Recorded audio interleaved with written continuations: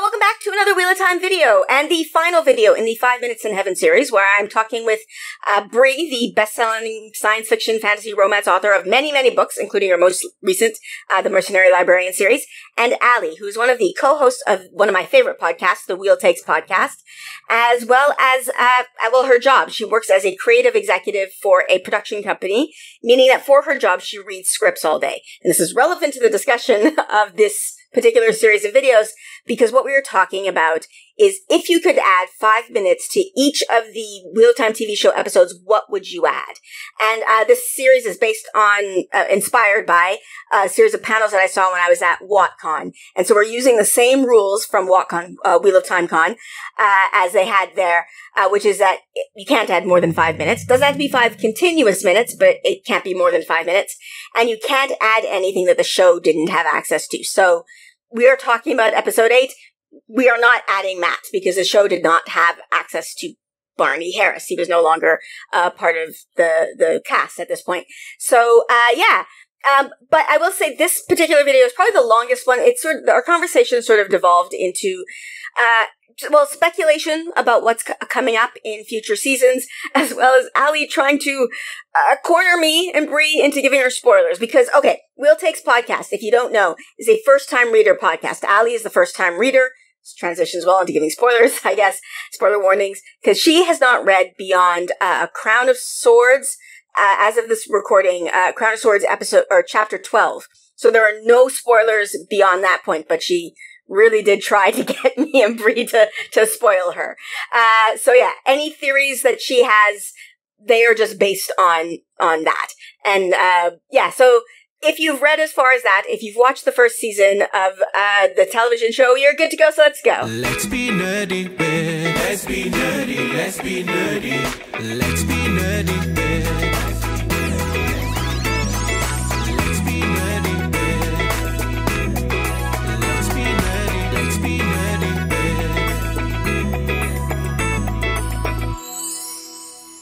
Then we can move on to episode 8. And I think we've actually, I prefer what you did, Allie, but what I had put here was I just want more from the I will hate the man you choose speech, because I cried. I literally cried when it happened, because that is one of my favorite passages from the books. I can quote it.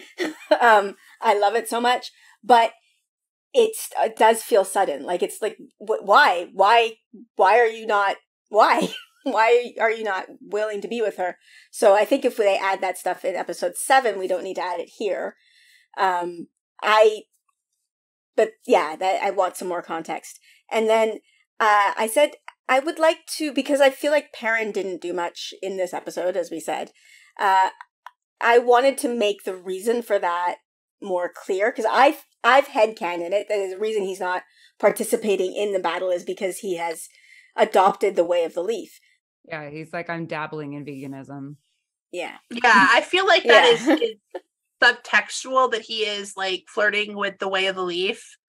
And especially because of the way when he picks up that axe and Pat and Fang can stop him just by saying, oh, so quickly you choose violence. Like, clearly that is a thing. We could make that textually more obvious that he is fighting that, I think.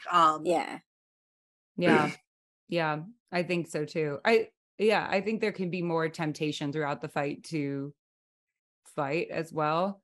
Yeah, I think throughout too, just threading through Loyal and Perrin's relationship a little more, because Loyal's the one who ends up kind of giving him advice in that moment. So yeah, again, having them build something in the previous episode so that trust is there would be awesome.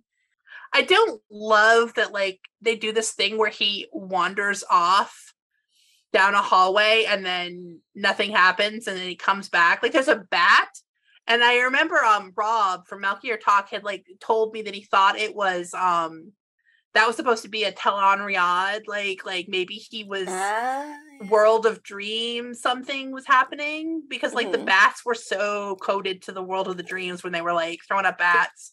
But like otherwise I'm not really sure what that whole thing did, where he like runs down a hallway and it's a creepy hallway, and then he like doesn't do anything, and then he hears screams and runs back. It feels like they were just like, let's make sure Perrin's moving around the chessboard. It didn't feel Like, I'm not really sure what the purpose of it was. It felt like he was very much at loose ends. And so, like, Yeah, you know, they wanted to get rid of him and then they wanted to bring him back. Yeah.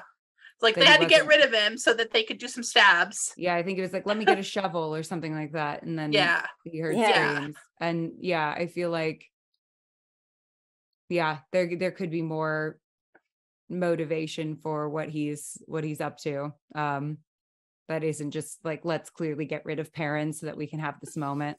Yeah. Also, it really bugged me that he just like steps over the bleeding, twitching Loyal and goes to stare out the window at the end. I'm like, no, let's that's I understand you wanted to transition us back out to where Nynaeve and Egwene are, but like, I do. Loyal's twitching, man, do something. I mean, I think per Jenny's theory, my theory was that Perrin was supposed to go with Lan, because use his magic tracking, and then Matt was there when he was supposed to have his interaction with Fane, and then like that was because Perrin right now he sits there, he doesn't really do much. We'll get to that when we get to episode 8, because I'm sure we all give Perrin more to do. There's a lot of our thoughts on that. So Jenny's theory about Perrin needing to go with Lan, I feel like what that was supposed to be, and this is my theory, is that they were supposed to be together, and then like Rand looked over and saw how screwed they were, like Perrin sees it and goes back, and like this whole thing with Pat and Fane was supposed to be Matt. Well, I think that's pretty, like, that to me seems pretty obvious that was supposed to be Matt, because that bookends, like he's the only one that Pat and Fane talks to in the first episode, really. So which clearly we can't change because the rules. And Pat and Fane is like watching him. He's like, he whistles to him in episode 2. He's watching him in episode 5. Yeah, you know, I mean, it's very, very, very Matt. Yeah, I think also maybe just in previous episodes, getting a little bit more of a glimpse of Pat and Fane, like getting the army together too, kind of raising those stakes a little bit, like how is he getting them all to come to him would be good. That was something I played with him a bit in my thoughts of just adding more Pat and Fane. I like the sort of Jaws aspect to it of him just sort of being under the surface, but I also know I picked up on him because I was looking for him. My sister didn't see him at all. Like he was in the first episode and then he was in the last episode. She didn't see anything between. Well, I think she saw him in episode 7 because they specifically showed him, but she didn't see any of that because she didn't know to look for him. And I think a lot of non-readers maybe didn't pick up on that. I honestly think at some point they could have had somebody say about Pat and Fane, like in an earlier episode, something along the lines of like, that one's maybe in after the Shadow Logoth stuff or something, someone could have said like, that guy is a tracker, always watch your back, for him or something like that. Cause he's the Dark One's hound or whatever they call him. I think that maybe having a little bit of exposition about that somewhere, I don't know where I would shoehorn that in, but that would prime us to be a little more like, you got to watch for him. He's like Swiper in Dora the Explorer. Yes. What a weird allegory. But am I wrong? No, you're not. But yeah. You have to always be aware that there could be a Swiper. No Swiper. Swiper, exactly. No patterning. Yes. Yeah, seriously. so I feel like that would be creepy that might be a nice addition of that element. Because if you're not aware that he's been following them around, the last time you saw him was a weird creepy smile at Winter Night. Until the ways. Yeah. If you even notice that, because a lot of people didn't notice him like drinking and watching the slaughter, and then that's what I mean. Spend a little. I feel like spend a little time fleshing him out and where he is in relation to them, and a little more time. Like, why is he so obsessed with them? Why does he want? I mean, obviously Ta'Veren, obviously he knows one of them is a dragon, but why is he a special class of villain? Yeah. How is he different from like Adina? Yeah, that's as I said, my notes got less and less and less. So that's it. I have no more notes because I forgot because I was enjoying the show. I have my pin from episodes 2 and 5 here. So now we have seen Egwene being frustrated by not being able to do herb healing, and we have watched her watch the Yellows heal. So now I think we can do a little extended scene where she tries to use what she learned, like, you know, and like she does the hand movements. That's why like I was always sure that she was trying to do the healing because she puts her hands the same way Karene puts her hands when she heals Moraine. And so I was like, I think she saw the yellows doing that. So we've seen her see the yellows doing that. Now she can like heal Nynaeve. That would make, if you've built that up, that would make more sense. Because I mean, I've already had. You can't watch my videos, so you have no idea about this, Allie. But yeah, that was like my issue with that is I know, like, because I've watched the behind the scenes, what they were trying to convey in that moment.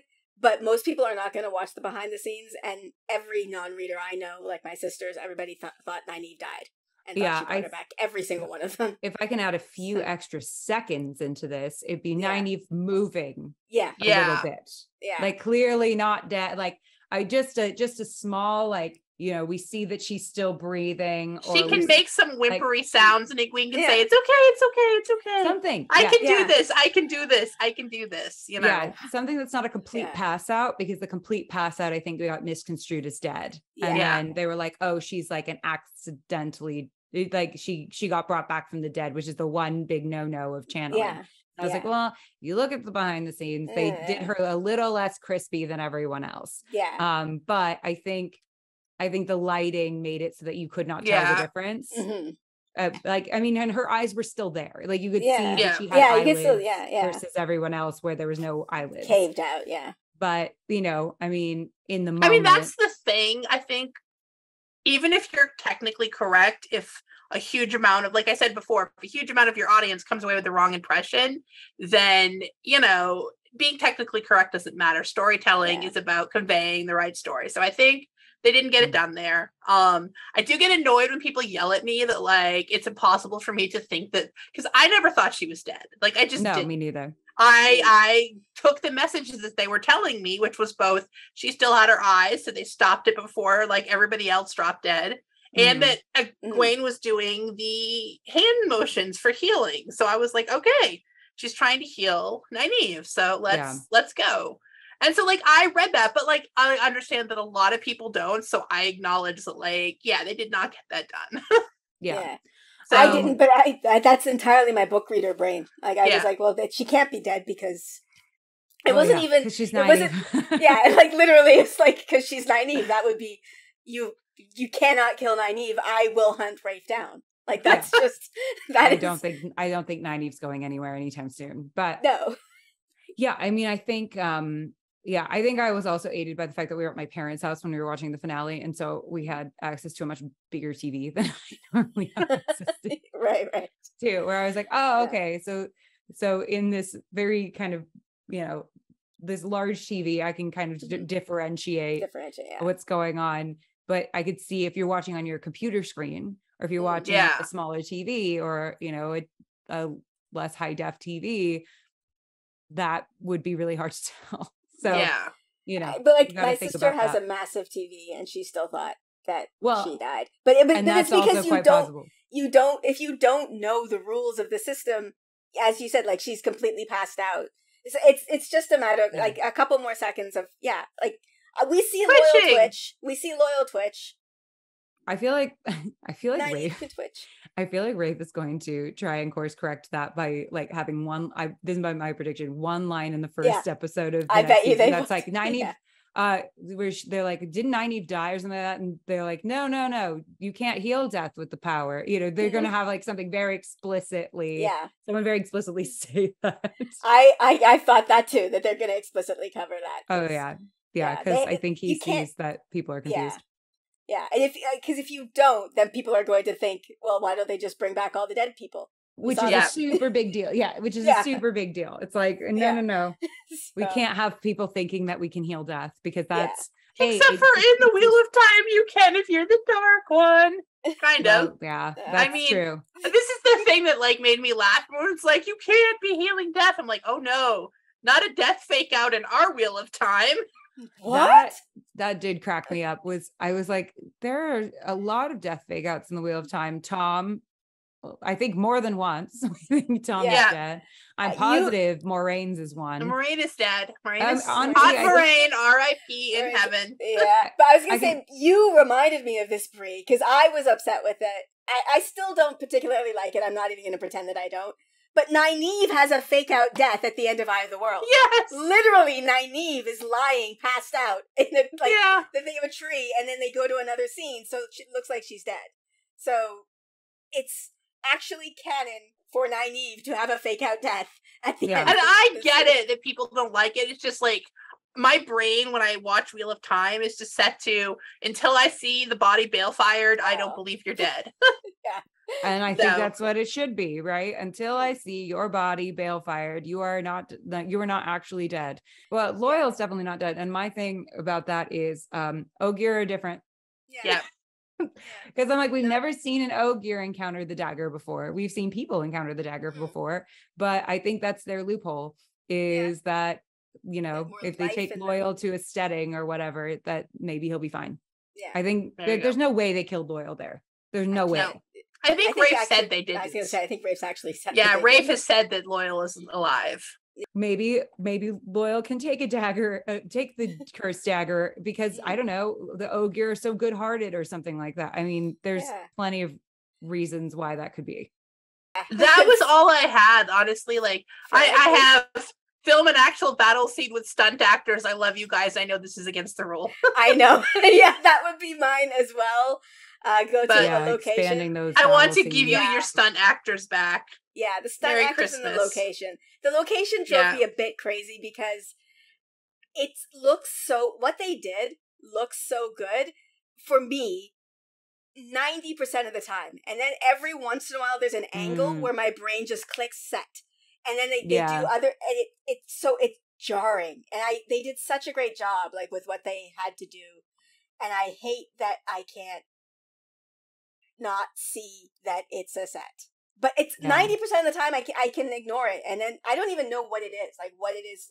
Occasionally the shot will happen. And I feel that. I think especially because we've been so spoiled by actual places as location. It, you know, if you're in something where it's kind of set the whole time, you know, like a Marvel movie where you're like, this is green screen, we're just doing green screen. It's fine. And so it doesn't feel quite so out of left field, but I feel like, you know, when you're mixing your mediums, it feels a lot more clear that when something isn't shot in real space. I would have loved to see the cold open expanded a little bit, I think, into what happens after the fact. Yeah. I would have loved to see them go to the Eye of the World and fight someone there. Yeah. And the failure. I would have liked to see a little bit, I mean, some more of that. Just because I feel like we don't yet really understand what happened to Luce Theron. And, you know, Tom has kind of a song about it. And there's like been hints about what's going on. But I don't necessarily want them to go full Ilyena yet. But I want to see I wanted to see the men kind of try and fail. And see how the madness kind of happened. Yeah. Maybe. Now I do wonder if they might be shifting this around because the eye, they're definitely doing something different with the eye, because it seems to me like, and this is where we're in pure speculation, but it seemed to me like that eye, the Eye of the World, was a seal on the Dark One's prison. Does everyone else feel that? Yeah. Totally. Yeah, and that basically Ishamael tricked Swan and Moraine into bringing the dragon here to crack him free. Which perfectly honest, I think that's in canon in the books too. I think Ishamael tricked everybody. Yeah. to getting them to the eye. Too. Yeah. So that's what I feel like, but that's like in the books, the 100 Companions like have nothing to do with the Eye of the World. The Eye of the World is just some like random other thing. So like I wonder if they're going to like tie these, like the Eye of the World is going to become like basically one of several locations where these seals are, and they're going to do what they're going to do something interesting, I think, because we saw Luce Theron fighting Ishamael at this place. Like Rand remembers it. So something happened.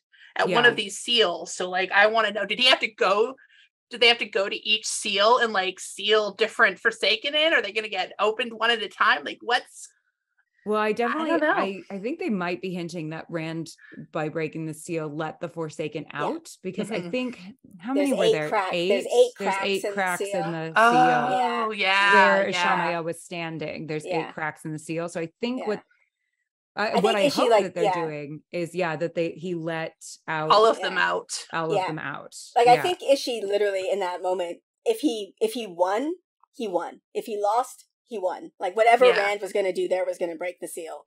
Well, like, I mean, he was smiling, and I'm like, so you're not dead because no one has ever smiled the like dark one in that way. Yeah, there's no way.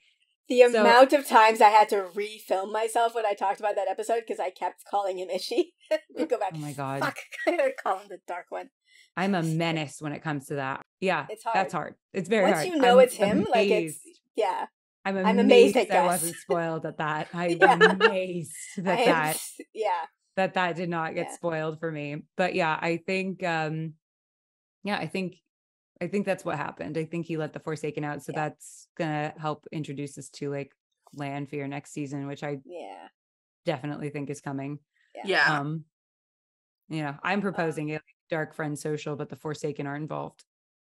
That is like, I don't know if you've heard my pitch, Allie. I gave it on the Dusty Wheel, but it was like, I don't think you can watch that. There was so many spoilers. I can't watch anything. My pitch is that I want Forsaken to pop up as their alter egos and not be identified as Forsaken during the season. And I want the episode 8 cold open to be an Age of Legends Dark Friend, like Age of Legends Forsaken tea party. I like that idea. Where all of a sudden we realize that all of these people that like several of these people we've seen, like Celine and other people who we don't understand, like new readers don't know who they are, and we might not even know which of these ones are Forsaken.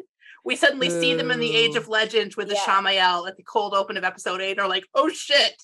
I love that. That's my pitch. I honestly think that that's why we're not getting casting for, like, I assume, I would bet that Lanfear's been cast, but I think that they are not saying the casting because she's not going to come in as Lanfear. She's going to come in as Celine, and they can't, like, if they announce her, there's going to be too much fan uproar about they cast Lanfear. There may be other people who have been cast too. Like there could be other Forsaken, and I would imagine they've cast several of them. Because we could introduce.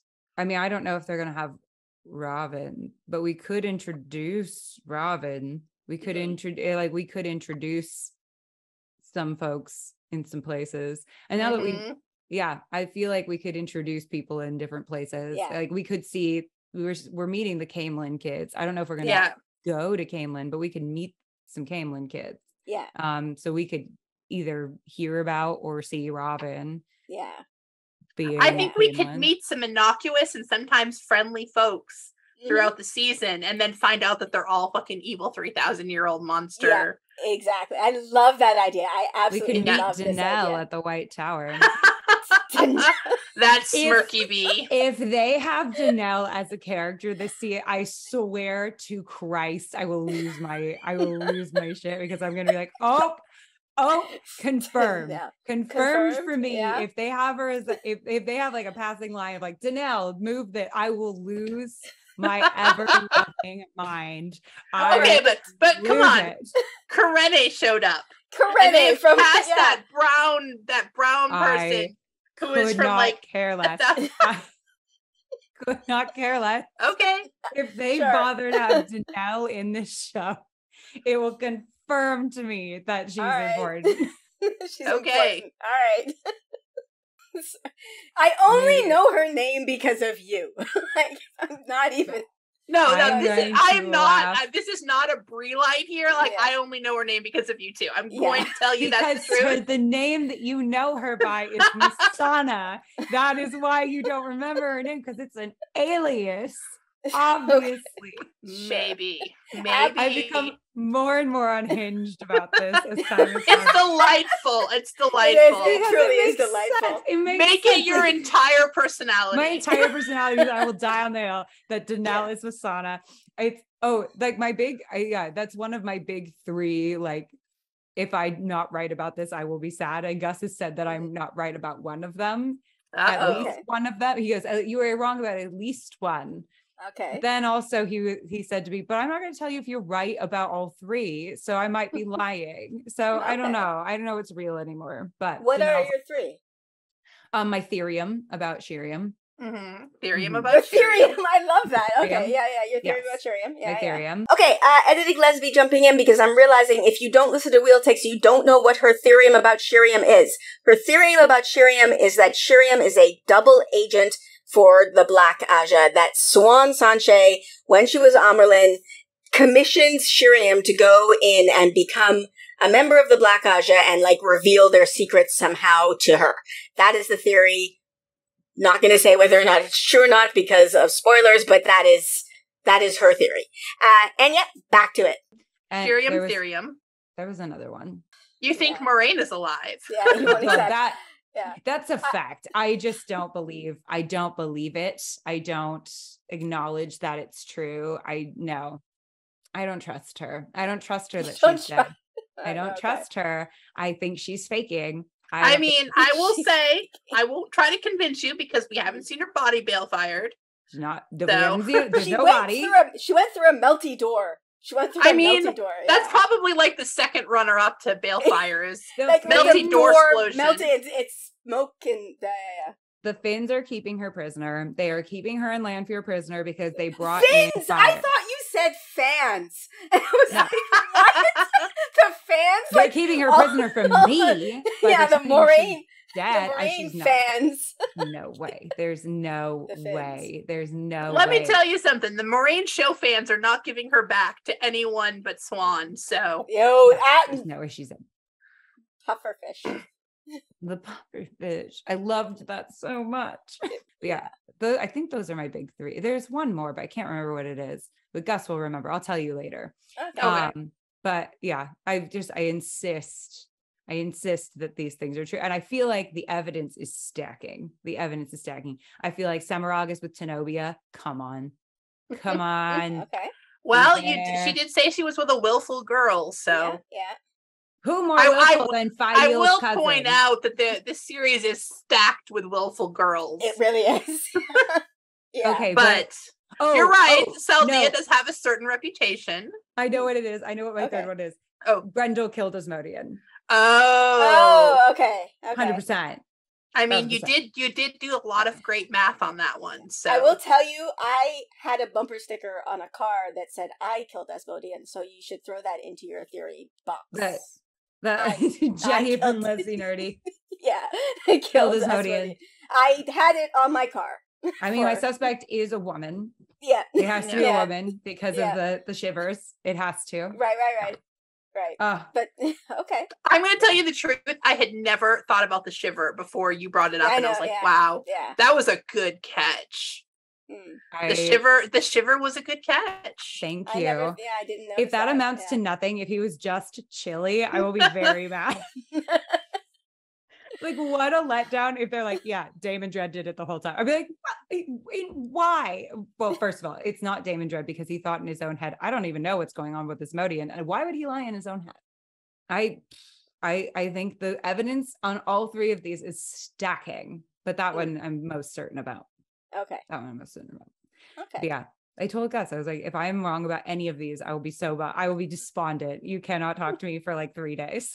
And if you don't understand these references, please go listen to Wheel Takes because this is all a plug for Wheel Takes. Yes. This is going to be a series of videos. This is not going to be one. Oh, perfect. Yeah. This is all just a plug. Go listen to Wheel Takes. Yeah. But that would be nice. We should clarify, Allie, you are what, like 10 chapters into Crown of Swords right now? 5?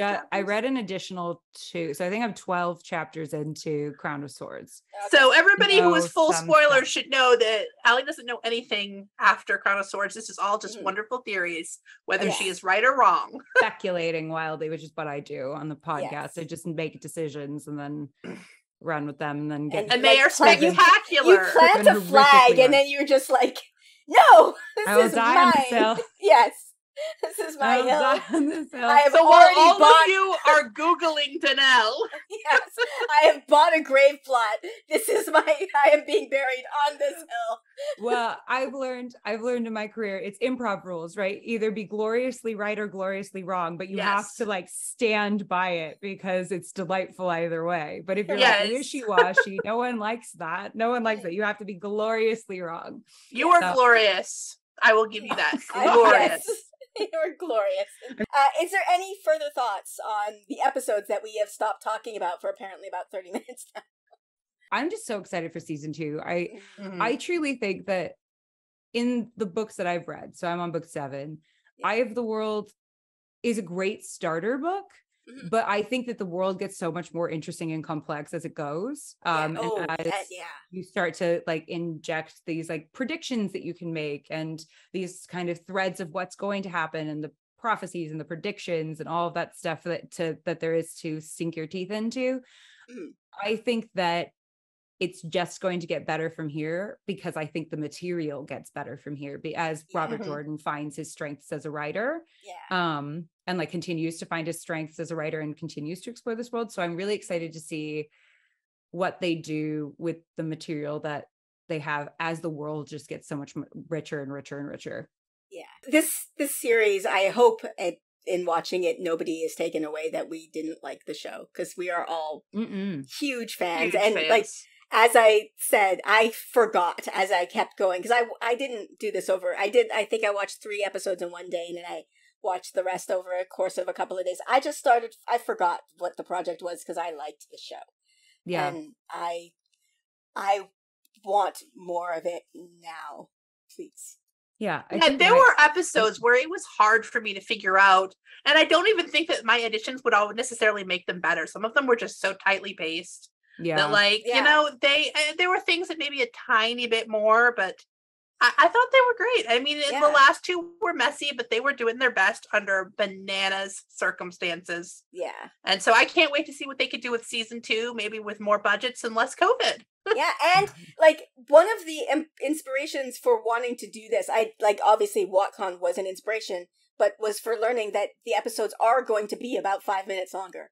Like they're all going to be longer next season. So much time, as we now know. That's so much time. That's 5 whole pages of material that they have to work with, and they can add. I mean, a long scene is 3 pages, right? Like your big battle scene. I mean, though the action sequences would like cut a lot more, but your long scenes tend to be 3 pages. So 5 pages is probably like 2 or 3, maybe even 4 scenes. I mean, that's a huge amount of stuff that can get added in. So that's big for season 2. Yeah.